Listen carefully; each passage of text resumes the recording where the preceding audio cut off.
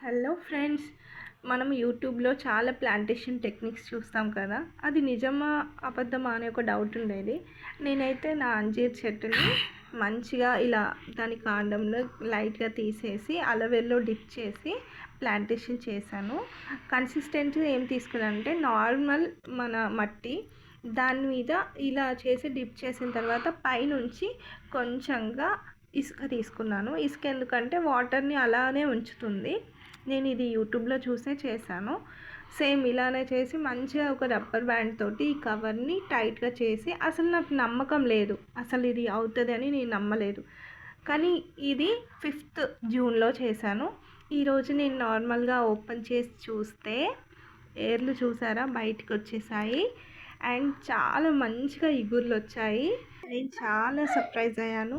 మీరు కూడా ట్రై చేయండి. మీకు నచ్చితే లైక్ చేసి సబ్స్క్రైబ్ చేయండి.